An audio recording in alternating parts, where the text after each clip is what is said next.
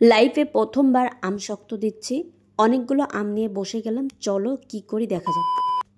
Hello everyone, welcome back to my new video. আবারও একটা video নিয়ে চলে আসলাম। আর আজকের ভিডিও একেবারেই আলাদা, কারণ আজকে নিয়ে বসে গেছি আম নিয়ে। শ্বশুরবাড়ি থেকে অনেকগুলো আম দিয়েছিল, তো সেগুলো না খেতে পেরে এখন ভাবছি একটা দিয়ে কিছু একটা করা যাক। তো কি করব, এটা পাকা আম দিয়ে তো একটাই উপায় আছে, সেটা হচ্ছে আম শক্ত। আমগুলো একেবারে নরম হয়ে যাচ্ছে যতই ফ্রিজে রাখি না কেন, তো ভাবছি সবগুলো আম দিয়ে আজকে আম শক্ত দিয়ে দিব। এদিকে রোদই বেরোচ্ছে না, ভাবছি কবে রোদ বেরোবে আম শক্ত দিব, এদিকে আম কিন্তু নরম হয়ে যাচ্ছে।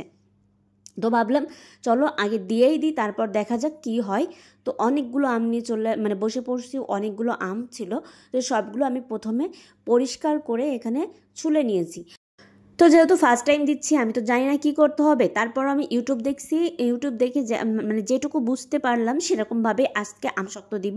তো দেখো পুরোপুরি এক থালা আম হয়ে গেছে, এখানে প্রায় মনে হয় 2 কেজির ওপরে। তো আমি আমগুলোকে ফার্স্টে ছুলে নিয়ে দেন আমি এইভাবে করে নিচ্ছি, যাতে আমের যে আঁশটা সেটা ভিতরে না যায়, কারণ আমের আঁশ গেলে কিন্তু খেতে একদমই ভালো হবে না।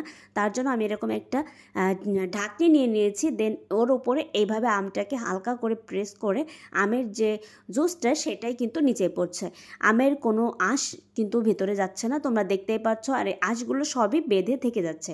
তো আমের যে জুসটা সেটা কিন্তু একদমই ফ্রেশ হচ্ছে, খুবই সুন্দর হচ্ছে, তার ভিতরে কোনো ধরনের কোনো কিছু নাই।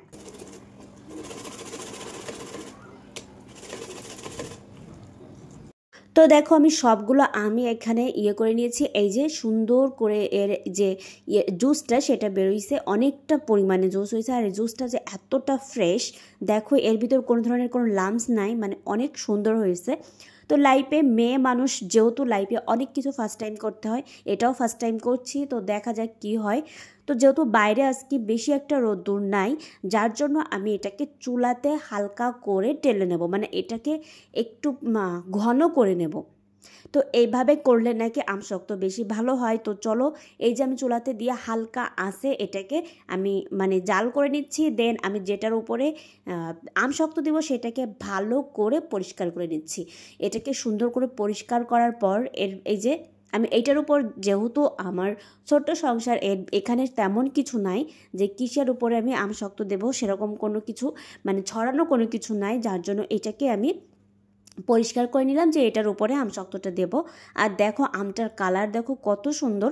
অনেকে বলে যে আম জাল করে নিলে কালারটা চেঞ্জ হয়ে যায়, বাট দেখো আমার আমের কালারটা কত সুন্দর, একদম পুরো ইয়েলো, এত সুন্দর লাগছে কালারটা।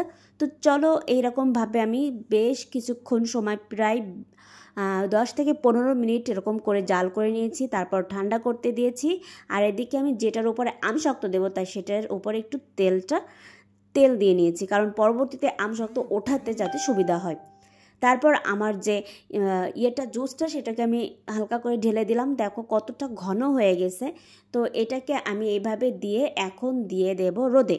তো এই যে আমার আম শক্ত পুরোই রেডি, কোনো কিছু অসম্ভব না, আমরা মেয়েরা চাইলে সব কিছু করতে পারি। তো এটাকে এখন শুকানো অপেক্ষা। তো চলো টাটা বাই বাই।